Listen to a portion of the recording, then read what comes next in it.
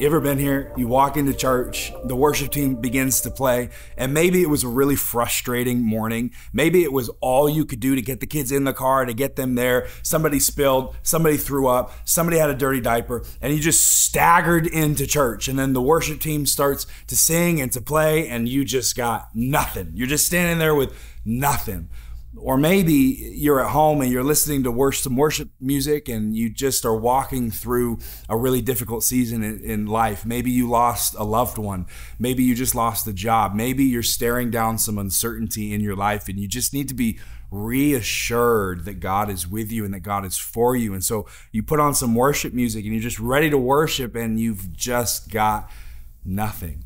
You ever been in that place where it feels like you want to worship God and you know that you probably need to worship God, but the last thing that you feel like doing is worshiping God? Have you ever been there?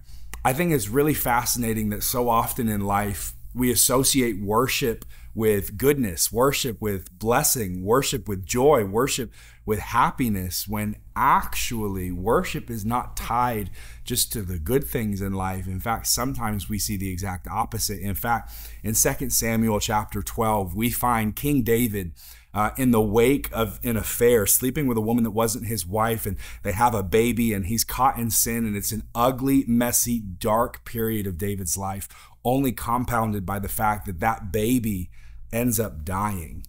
And when David gets news of his baby dying in 2 Samuel chapter 12, verse 20, it says this: "Then David got up from the floor, washed himself, put lotions on, and changed his clothes. Then he went into the Lord's house to worship."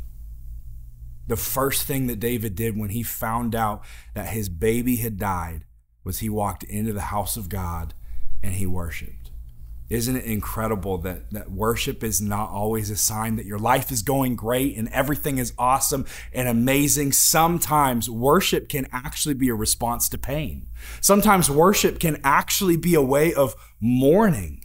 Because when I'm worshiping, when my life is not going well, it's reminding my head and my heart and my whole world that God is on the throne, and that's where I need God to be. When my life's not going well, I need God to be on the throne. I can't be on the throne because I can't fix a lot of these problems.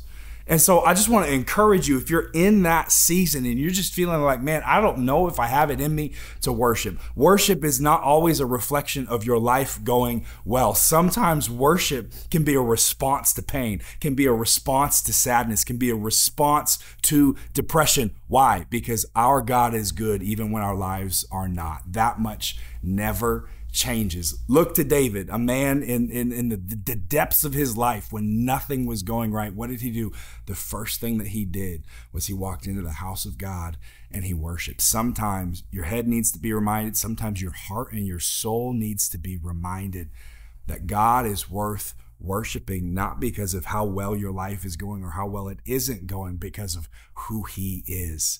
And God is always good, even when our lives are not. So keep worshiping.